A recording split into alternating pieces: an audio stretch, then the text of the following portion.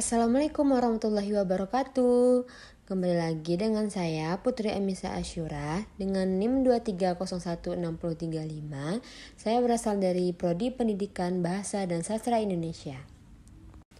Nah, kemarin kan kita sudah membahas mengenai administrasi pendidikan.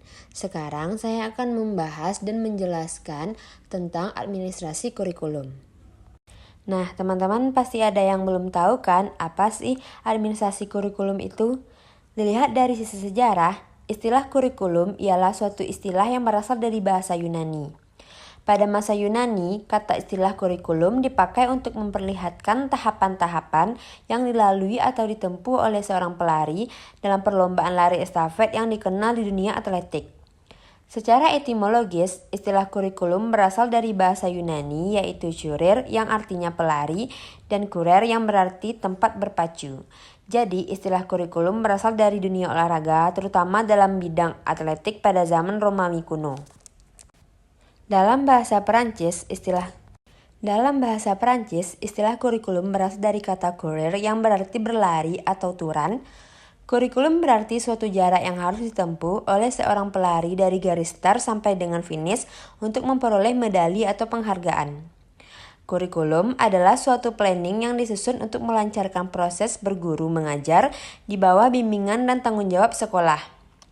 Jadi, bisa disimpulkan bahwa administrasi kurikulum ialah suatu sistem pengelolaan kurikulum yang kooperatif, komprehensif, sistemik, dan sistematik dalam rangka mewujudkan tercapainya tujuan kurikulum. Dalam pelaksanaannya, administrasi berbasis sekolah atau MBS dan kurikulum tingkat satuan pendidikan atau KTSP.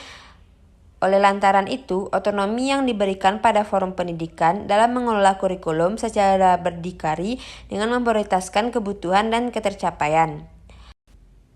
Selanjutnya saya akan menjelaskan mengenai ruang lingkup kurikulum. Manajemen kurikulum merupakan belahan integral dari kurikulum tingkat satuan pendidikan atau KTSP dan manajemen berbasis sekolah atau MBS. Lingkup administrasi kurikulum meliputi perencanaan, pengorganisasian, pelaksanaan, dan penilaian kurikulum. Pada tingkat satuan pendidikan, aktivitas kurikulum lebih mengutamakan untuk merealisasikan dan merelevansikan antara kurikulum nasional dengan kebutuhan tempat dan kondisi sekolah yang bersangkutan, sehingga kurikulum tersebut merupakan kurikulum yang integritas dengan sektor didik maupun dengan lingkungan di mana sekolah itu berada. Faktor-faktor yang mempengaruhi ruang lingkup kurikulum. Ruang lingkup kurikulum tidaklah statis, melainkan dinamis dan selalu beradaptasi dengan perubahan zaman. Beberapa faktor yang mempengaruhi ruang lingkup kurikulum antara lain, yang pertama yaitu perkembangan ilmu pengetahuan dan teknologi. Kurikulum harus selalu diperbarui untuk menyesuaikan dengan perkembangan zaman. Yang kedua, kebutuhan masyarakat. Kurikulum harus relevan dengan kebutuhan masyarakat, baik dalam dunia kerja maupun dalam kehidupan sehari-hari. Yang ketiga, perkembangan peserta didik. Kurikulum harus memperhatikan karakteristik dan kebutuhan perkembangan peserta didik. Yang keempat, kebijakan pemerintah. Kebijakan pemerintah dalam bidang pendidikan akan sangat mempengaruhi pengembangan kurikulum. Dan yang terakhir, kondisi geografis dan budaya. Kurikulum harus mempertimbangkan kondisi geografis dan budaya setempat. Nah, apa sih pentingnya memahami ruang lingkup kurikulum? Memahami ruang lingkup kurikulum sangat penting bagi pendidik untuk merancang pembelajaran yang efektif dan sesuai dengan tujuan kurikulum. Pentingnya untuk peserta didik yaitu untuk mengetahui apa yang harus dipelajari dan bagaimana cara belajar yang efektif. Sedangkan untuk orang tua yaitu untuk mengetahui perkembangan belajar anak dan memberikan dukungan yang tepat. Dan untuk pembuat kebijakan yaitu untuk menyusun kebijakan pendidikan yang relevan dan baik. Aspek-aspek penting dalam ruang lingkup kurikulum yaitu yang pertama ada tujuan pendidikan. Tujuan pendidikan ini terdiri dari dua tujuan yaitu tujuan umum dan tujuan khusus. Tujuan umum yaitu tujuan pendidikan nasional yang berlaku secara menyeluruh seperti membentuk peserta didik yang beriman, bertakwa, berakhlak mulia, sehat, berilmu, cakap, kreatif, mandiri, demokratis, serta bertanggung jawab. Sedangkan tujuan khusus yang lebih spesifik untuk setiap jenjang pendidikan dan mata pelajaran.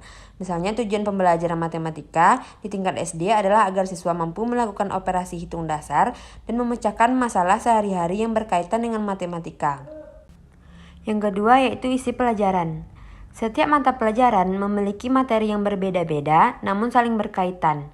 Misalnya dalam mata pelajaran Bahasa Indonesia, siswa akan mempelajari tentang membaca, menulis, berbicara, dan menyimak.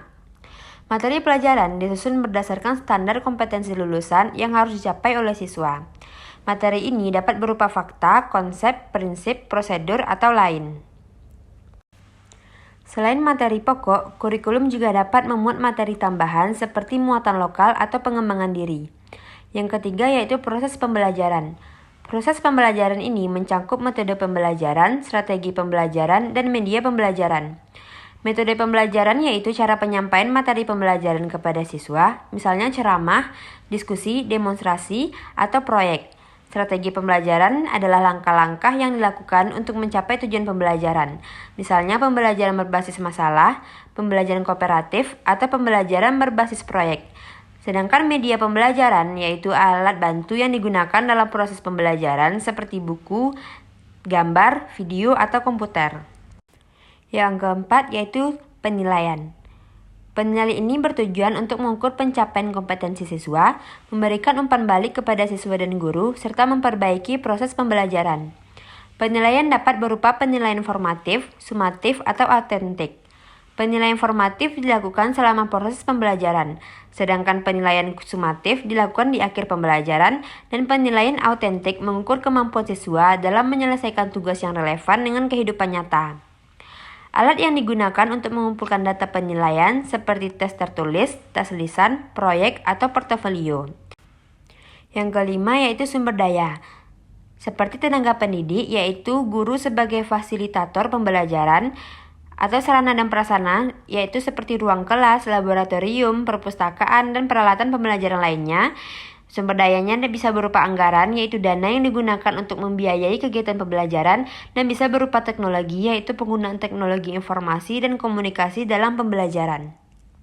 Nah, sekarang saya akan memberikan contoh penerapan ruang lingkup kurikulum. Misalnya dalam kurikulum Merdeka, terdapat beberapa fokus utama, yaitu pertama, profil pelajar Pancasila.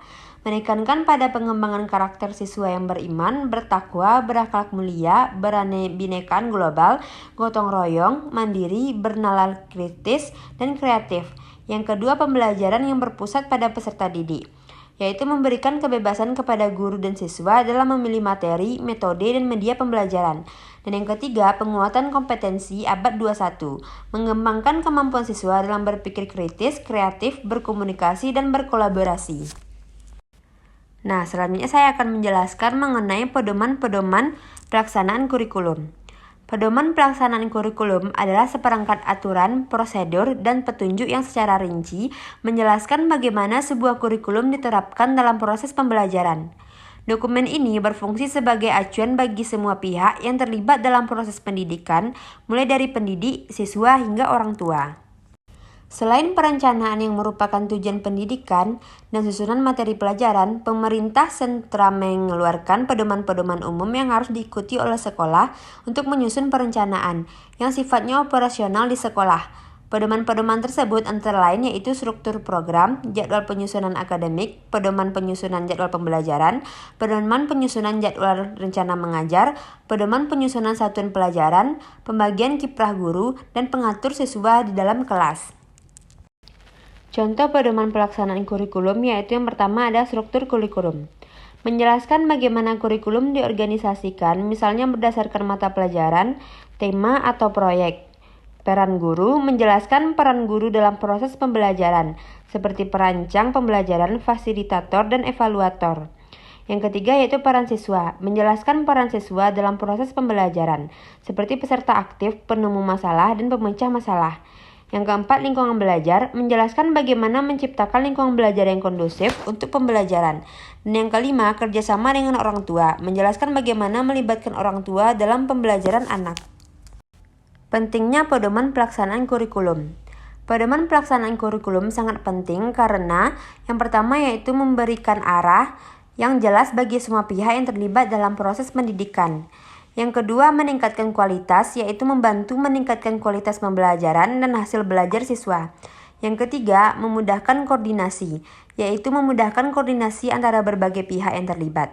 Dan yang terakhir, menjamin akuntabilitas, yaitu memastikan bahwa semua pihak bertanggung jawab atas pelaksanaan kurikulum. Nah, saya sudah menjelaskan bagaimana itu administrasi kurikulum, ruang lingkup, dan pedomannya. Semoga yang saya jelaskan bisa teman-teman mengerti dan pahami. Sekian, Assalamualaikum warahmatullahi wabarakatuh.